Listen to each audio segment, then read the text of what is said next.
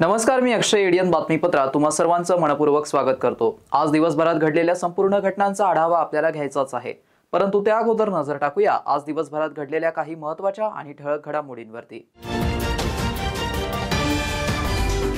सरकारला पुन्हा 1 महिन्यांचा अल्टिमेटम देत जरांगे पाटलांचं उपोषण स्थगित। 13 ऑगस्टपर्यंत मागण्या मान्य न केल्यास पुन्हा सरकारला वेठीस धरणार।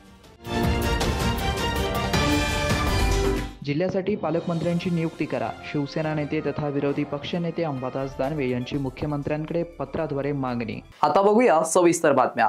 सगळे सोयरींची अधिसूचना जारी करून मराठा समाजाला ओबीसी प्रवर्गातून आरक्षण द्या या मागणीसाठी मनोज जरांगे यांनी आमरण उपोषण सुरू असताना 5व्या दिवशी मनोज जरांगे यांनी आपलं उपोषण स्थगित केलंय, अशी माहिती ज्ञानी पत्रकार परिषदेत दिली आहे।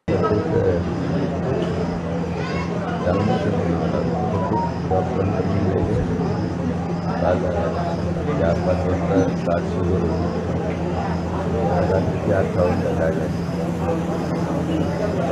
पण आणि असं काय तर 8 वाजता त्यामुळं मला रात्री लाईट कळालं नाही, परंतु 40 जणांनी माझ्या हातपाय दाबून धरले राहिले आणि मला चालायला ते त्यांच्या मायापूर्ती ठीक आहे, ते करतायत ते ठीक, त्यांचे माया त्यापूर्वी त्यांचं म्हणणं होतं की आम्हाला तुम्ही पाहिजे, आरक्षण पण पाहिजे पण तुम्ही पण पाहिजे, तुम्ही जर राहिलात तर आम्हाला आरक्षण देतात, तुम्ही जर मैदानात असाल तर आम्हाला न्याय मिळेल, नसलं तर आम्हाला काय मिळणार। म्हणून त्यांनी मला रात्री चालायला लावली। माझा हट्ट होता की नको, तुम्ही तुमच्या या मायापोटी समाजाला मिळत आलेलं मिळणार नाही, शेवटी हत्यारे आमरण उपोषण हे मराठा समाजाची शक्ती आहे, माझी शक्ती आहे, मला तिचा पूर्ण उपयोग करू द्या। माझं ऐका पण माझं तुम्ही रात्री नाही, कारण सरकार जास्त आमरण उपोषणाच्या शक्तीला घाबरतं आणि दुसरं त्यांच्या सत्तेच्या खुर्चीला घाबरतं। त्या 2 गोष्टी घाबरतं मला करू द्या, पण नाही ऐकलं त्यांनी, तर ठीक आहे आता त्यांनी सलाईन लावली, तर मी पण मात्र आता मीच ठरवलं काही उपयोग नाही, या सलाईनवर पूर्ण राहण्यात काय उपयोग नाही, कारण ही एक प्रकारचं जेवल्यासारखं करतं, बेगरीपणाचं आंदोलन उपोषण किंवा काही असो मी नाही करू, त्याच्या स्थितीत नाही केलेलं बरं, या मतावर मी आलं नाही केलं बरं ना, सलाईन बेगरी पडून राहायचं 10-12 दिवसात तिकडं मतदारसंघाची तयारी केली, रॅल्याची तयारी केली, सरकारची पुढची ज्याच्या जीव आहे त्यांचा ती कशी धोक्याची त्याच्यासाठी काम करेल, मी इथं पडून काय करू। माझ्या डोक्यात असं आलं की हे आपल्याला सलाईन लावत राहणार आहेत, आपण पडत राहणार आहेत, आपण दुपारी उपोषण स्थगित करू, कारण काय उपयोग नाही असं पडून राहण्यात, काही अर्थ नाही, त्याला काही किंमत बी नाही, त्याला मतेने माझ्या समाजाला न्याय दिली उपोषणातून मिळणार नाही, म्हणजे असं याच्यातून काय मिळणार। त्यामुळं मी माझ्या मनानंच हा निर्णय घेतला की आपण हे स्थगित करू। आपल्या माता मावल्याच्या ज्यांना मार लागला होता, ज्या इथं मंडप सांभाळतात माता मावल्या अंतरवाडी, त्यांच्या हाताने उपोषण पाणी प्यायचं आणि उपोषण स्थगित करायचं, काहीच उपयोग नाही, मला नाही आवडत। मनोज जरांगे पाटील यांनी 5व्यांदा अंतरवाली सराटी येथे उपोषण स्थगित केल्यानंतर ते पुढील उपचारासाठी छत्रपती संभाजीनगर येथील एका खासगी रुग्णालयामध्ये दाखल झाले आहेत। मनोज जरांगे पाटील यांनी 5व्यांदा अंतरवाली सराटी येथे उपोषण स्थगित केल्यानंतर ते पुढील उपचारासाठी छत्रपती संभाजीनगर येथील एका खासगी रुग्णालयात निघाले होते। दरम्यान मनोज जरांगे यांनी दुपारी उपचारासाठी गॅलेक्सी रुग्णालयात दाखल झाले। 5व्या उपोषणानंतर मनोज जरांगे पुन्हा गॅलेक्सी रुग्णालयात दाखल करण्यात आलं होतं। अंतरवाली सराटी येथून ॲम्ब्युलन्सने मनोज जरांगे शहरात आले, त्यांच्यावर दुपारनंतर उपचार करण्यास सुरुवात झाली आहे। सकाळपासूनच शहरामध्ये रिमझिम पावसाला सुरुवात झाल्याने शहरालगत असलेल्या गोगाबाबा टेकडीवर पावसामुळे धुक्यांची चादर आली असून सदर विहंगमय दृश्य पर्यटकांना आकर्षित करत आहे। आपले शहर जिल्हा हा पर्यटनाची नगरी म्हणून ओळखला जाणारा जिल्हा आहे. शहरालगत असलेल्या डॉक्टर बाबासाहेब आंबेडकर मराठवाडा विद्यापीठाच्या बाजूला असलेल्या गोगाबाबा टेकडीवरती सकाळपासूनच डोंगराच्या पायथ्याशी धुक्याची चादर बघायला मिळते. तर दुसरीकडे ऐतिहासिक असलेला बीबीचा मकबरा हा देखील धुक्यांमध्ये झाकून गेल्याचं चित्र सकाळच्या वेळी शहरामध्ये पाहायला मिळते. गोगाबाबा टेकडीच्या माथ्यावर पोहोचल्यावर पर्यटकांची मने फुलतात. येथून संपूर्ण शहराचं विहंगमय दृश्य दिसतं. शिखरावरून देवगिरी किल्ला, हनुमान टेकडी, बीबीची समाधी याचं अप्रतिम विहंगमय दृश्य पाहायला मिळतं. त्यामुळे पर्यटक वरून संपूर्ण शहराचं दृश्य टिपू शकतात. संध्याकाळी इथलं वातावरण आणखीनच शांत होतं. याशिवाय पर्यटकांना गोगाबाबा टेकडीवरून संध्याकाळी दिसणारा सूर्यास्त त्यांच्या कॅमेऱ्यात आठवण म्हणून ठेवता येतो. गोगाबाबा टेकडीवर सकाळच्या वेळी पावसामुळे धुक्याची चादर असली तरीही सदर विहंगमय दृश्य पर्यटकांना नेहमीच आकर्षित करत आहे. मंगळवारी रात्री पुणे येथून येणाऱ्या डिझेल इंधनावर चालणाऱ्या एका स्कोडा कारने वाळूज जवळ पेट घेतलाय. सुदैवाने या घटनेत जीवितहानी झाली नाहीये. अग्निशामकास पाचारण करण्यात आलं आणि आग विझवण्यात आली आहे. पुणे येथून नारायण माळी हे कुटुंबियासोबत आपली कारने जालनाकडे जात असताना वाळूज जवळ असलेल्या नवीन शिवराई गावाजवळ येताच अचानकपणे गाडीने पेट घेतला. ही घटना रात्री 8 वाजता घडली आहे. त्यातून ते स्वतः, त्यांची पत्नी व 2 मुले गाडीच्या बाहेर पडल्याने सुदैवाने कोणतीही जीवितहानी घडलेली नाहीये. वाळूज पोलीस घटनास्थळी धाव घेऊन अग्निशामकास पाचारण करण्यात आग विझवली. यावेळी पोलीस अधिकारी दशरथ खोरसे साहेब, स्नेहल कुमार गवळी व प्रल्हाद गोहाडे यांनी चोख कामगिरी बजावली आहे. ही कार स्कोडा कंपनीची असून 12 वर्ष जुनी आहे व डिझेल इंजिनावरती चालणारी आहे. शहरवासियांना एक सुवर्ण संधी. तुम्हीही एखादा व्यवसाय करताय का? मग एडियनवर जाहिरात करा आणि मिळवा व्यवसायात मोठा फायदा. तर वाट कसली पाहताय? आत्ताच खाली दिसत असलेल्या नंबरवर संपर्क साधा. इथे वेळ झाली आहे एका छोट्याशा ब्रेकची. कुठे जाऊ नका, पाहत रहा एडियन news.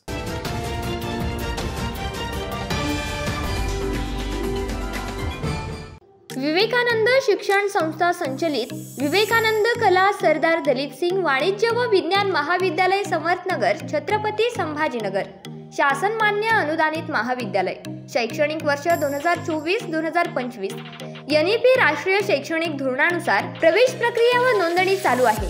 Junior college science, arts, commerce, MCVC, senior college courses, graduation courses, BSc general, microbiology, biotechnology, BCS, BBA, BA, BCom, post graduation courses, MMS, MSc, master of computer application, MA, diploma courses, DBM, DC. आजच आपला प्रवेश निश्चित करा. महाविद्यालयाची वैशिष्ट्ये: college campus सुविधा, स्वतंत्र placement विभाग, क्रीडा विभाग, संगीत विभाग, नाटक विभाग, संगणक प्रयोगशाळा, NSS विभाग, NCC विभाग, लायब्ररी, मोफत पार्किंग सुविधा, सांस्कृतिक उपक्रम.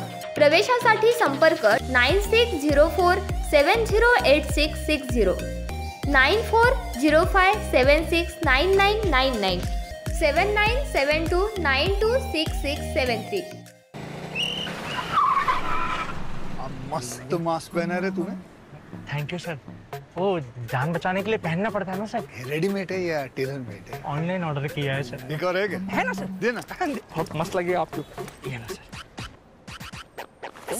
ए ना भाई, जान बचाने के लिए बाइक चलाते वक्त सिर्फ खोपड़े पे मास्क पहनेगा तो खोपड़े को कौन बचाएगा? समझ गया सर। हेलमेट ऑनलाइन ऑर्डर कर, वरना हमेशा के लिए ऑफलाइन हो सकता है। Okay sir. ये ले। सलाम। ये भी ऑनलाइन भर दे। हेलमेट पहने, ट्रैफिक नियमों का पालन करे, जिंदगी के सफर को सुरक्षित रखे।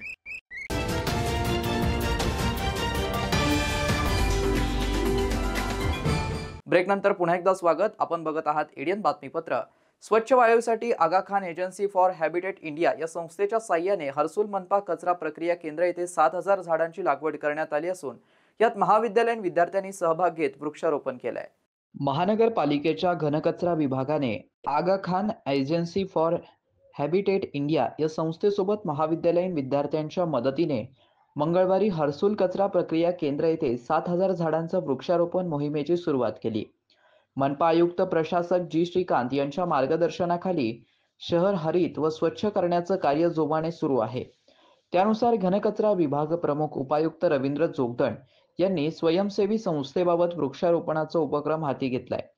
मंगळवारी या वृक्षारोपण कार्यक्रमाला आयुक्त G. श्रीकांत, उपायुक्त रवींद्र जोगदंड, शहर अभियंता AB देशमुख, मुख्य उद्यान अधिकारी विजय पाटील, प्रशिक्षु अधिकारी दीपक भरड, मनपाच्या घनकचरा व्यवस्थापन विभाग व उद्यान विभागाचे कर्मचारी, आगा खान एजन्सी फॉर हॅबिटेट इंडियाच्या प्रेरणा लांगा, मुख्य कार्यकारी अधिकारी मधुकर सानप, आपत्ती व्यवस्थापन विभाग प्रमुख विकास, कार्यक्रम प्रमुख संतोष कुमार, कार्यक्रम प्रमुख आपत्ती जोखीम करणे, संस्थात्मक सुरक्षा आणि विशेष प्रकल्प प्राध्यापक विश्वजित, पर्यावरणीय शाश्वतता विभागाचे विभाग प्रमुख उपस्थित होते। यावेळेस डॉक्टर बाबासाहेब आंबेडकर समाजकार्य महाविद्यालय व NSS MIT महाविद्यालयाचे एकूण 100 विद्यार्थी व प्राध्यापक यांच्या साहाय्याने बुधवारी हर्सूल येथील महानगरपालिकेच्या कचरा प्रक्रिया केंद्राच्या परिसरात मियावाकी पद्धतीने वृक्षारोपण करण्यात आले।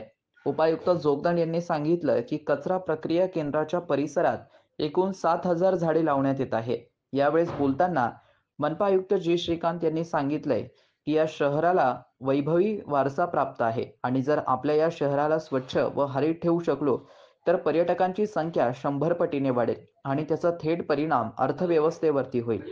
उपायुक्त जोगदंड म्हणाले की मराठवाड्यातील 8 जिल्ह्यांपैकी 6 जिल्हे वातावरणीय बदलत्या दृष्टीने संवेदनशील आहेत आणि त्यातही छत्रपती संभाजीनगर व जालना हे अधिक संवेदनशील आहेत। त्यामुळे झाडे लावणे व त्यांना जगवणे हे आपल्यासाठी महत्त्वाचं आहे।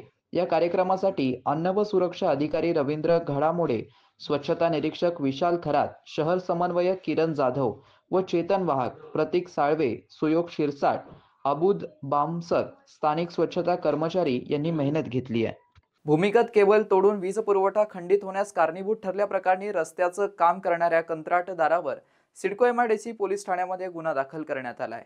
या प्रकरणी महावितरणचे सहाय्यक अभियंता सतीश अधाने यांनी दिलेल्या फिर्यादीत म्हटलंय की 15 जुलै रोजी 33 kV STPI चिकलठाणा MIDC येथील 10 MPV क्षमतेचा पॉवर ट्रान्सफॉर्मर 11 kV जे सेक्टर फीडर ब्रेकडाऊन झाल्यामुळे तो फेल झाला। महावितरणने युद्ध पातळीवरती काम करून 36 तासात दुरुस्त पॉवर ट्रान्सफॉर्मर बसवल्यानंतर सर्व विद्युत पुरवठा 16 जुलै रोजी सुरळीत झाला। त्यानंतर 17 जुलै रोजी 11 kV जे सेक्टरची अंडरग्राऊंड केबल तपासणी मोहीम महावितरण कर्मचाऱ्यांनी सुरू केली। दुपारी 4 वाजता केबल टेस्टिंग व्हॅन लावून तपासणी लावली असता 11 kV जे सेक्टर फीडरवरील कॅपिटल ग्लास ॲल्युमिनियम कंपनीच्या समोर केबल तुटली असल्याचं लोकेशन दाखवलं। या ठिकाणी खोदून तपासणी केली असता कॉन्क्रीट रोड करताना 4 महिन्यांपूर्वी तुटली असल्याचं दिसून आलंय। केबल तुटल्यावर त्यावर माती टाकून खड्डा बुजवण्यात आला।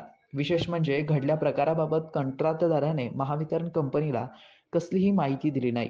सोमवारी या तुटलेल्या केबलमध्ये पावसाचं पाणी शिरलं आणि थेट 33 kV STPI उपकेंद्रातील पॉवर ट्रान्सफॉर्मरचा करंट प्रचंड वाढून तो नादुरुस्त झालाय। तसेच शेकडो औद्योगिक ग्राहकांसह 8500 ग्राहकांचा वीज पुरवठा खंडित झाला। हा रोड बांधण्याचं काम ऋषिकेश कन्स्ट्रक्शन या कंपनीने घेतलं होतं असं कळतंय। केबल तुटल्यामुळे महावितरणाचे 1,27,794 रुपयाचं आर्थिक नुकसान झालंय। रस्त्याचं खोदकाम करताना कंत्राटदार ऋषिकेश कन्स्ट्रक्शनने 28 मार्च 15 एप्रिल 2024 या कालावधीत JCBद्वारे 11 kV भूमिगत उच्चदाब विद्युत वाहिनीची केबल तोडल्याप्रकरणी सहाय्यक अभियंता अधाने यांच्या फिर्यादीवरून सिडको MIDC पोलीस ठाण्यामध्ये गुन्हा दाखल करण्यात आलाय। तर महावितरणाच्या शहर व ग्रामीण मंडल अंतर्गत येणाऱ्या वीज ग्राहकांसाठी सर्व उपविभाग कार्यालयात 25 जुलै गुरुवार रोजी वीज बिल दुरुस्ती मेळावा आयोजित करण्यात आलाय। सकाळी 10 ते दुपारी 3 या वेळेत शहर मंडळातील पॉवर हाऊस, छावणी, वाळूज शहर, शहागंज, क्रांती चौक, सिडको, गारखेडा व चिकलठाणा उपविभाग तसेच छत्रपती संभाजीनगर ग्रामीण मंडळातील ग्रामीण क्रमांक 1, क्रमांक 2, पैठण, बिडकीन, फुलंब्री, गंगापूर, वाळूज ग्रामीण, खुलताबाद, वैजापूर क्रमांक 1, वैजापूर क्रमांक 2, कन्नड, पिशोर, सिल्लोड क्रमांक 1, सिल्लोड क्रमांक 2 व सोयगाव उपविभाग कार्यालयात वीज बिल दुरुस्ती मेळावा आयोजित करण्यात आला आहे। वीज बिलासंबंधी तक्रार असणाऱ्या ग्राहकांनी आपले वीज बिल सोबत घेऊन संबंधित उपविभागीय कार्यालयाशी संपर्क साधावा असं आवाहन महावितरणने केलं आहे। त्रुटी असलेल्या बिलांची पुढील 8 दिवसात दुरुस्ती केली जाईल। तरी ग्राहकांनी या मेळाव्याचा लाभ घेऊन वीज बिल दुरुस्ती व बिलांसंबंधी इतर तक्रारींचं निवारण करून घ्यावं तसंच दुरुस्त केलेले वीज बिल भरून महावितरणाला सहकार्य करावं असं आवाहन कंपनीतर्फे करण्यात आलं आहे। माजी आमदार संदीपान भुमरे यांची खासदार म्हणून निवड झाली असल्याने विधानसभा सदस्यत्वाचा त्यांनी राजीनामा दिला आहे। त्यामुळे पालकमंत्र्यांची नियुक्ती करा अशी मागणी शिवसेना नेते तथा विरोधी पक्षनेते अंबादास दानवे यांनी राज्यांच्या मुख्यमंत्र्यांकडे पत्राद्वारे केली आहे. जिल्ह्याचे पालकमंत्रीपद रिक्त झालेले असल्याने जिल्हा नियोजन विकास समितीची बैठक आज तागायत होऊ शकलेली नाहीये. तसेच पालकमंत्रीपद रिक्त असल्याने जिल्ह्याचं नियोजन पूर्णतः ठप्प झालंय. संभाजीनगर जिल्ह्याला विविध विकास कामांसाठी प्राप्त झालेला निधी पालकमंत्री नसल्याने अखर्चित राहण्याची शक्यता निर्माण झाली आहे. त्यामुळे शहराच्या व जिल्ह्याच्या विकासावर त्याचा विपरीत परिणाम होतोय. तसेच आगामी काळात राज्यांच्या विधानसभा निवडणुकीसाठी आचारसंहिता लागू होणार असल्याने तात्काळ नियुक्ती करणं आवश्यक असल्याची सूचना दानवे यांनी केली आहे. जिल्ह्यासाठी पालकमंत्र्यांची तातडीने नियुक्ती करून संभाजीनगर जिल्ह्याला योग्य न्याय देण्याची अंबादास दानवे यांनी पत्राद्वारे विनंती केली आहे. शेवटी पुन्हा एकदा नजर टाकूया आज दिवसभरात घडलेल्या काही महत्त्वाच्या आणि ठळक घडामोडींवरती. सरकारला पुन्हा 1 महिन्यांचा अल्टिमेटम देत जरांगे पाटलांचं उपोषण स्थगित. 13 ऑगस्टपर्यंत मागण्या मान्य न केल्यास पुन्हा सरकारला वेठीस धरणार. जिल्ह्यासाठी पालकमंत्र्यांची नियुक्ती करा. शिवसेना नेते तथा विरोधी पक्षनेते अंबादास दानवे यांची मुख्यमंत्र्यांकडे पत्राद्वारे मागणी. आणि याबरोबरच हे बातमीपत्र इथेच संपलं. पुन्हा भेटूया पुढील बातमीपत्रात. तोपर्यंत पाहत रहा आपल्या हक्काचं बातमीपत्र ADN न्यूज.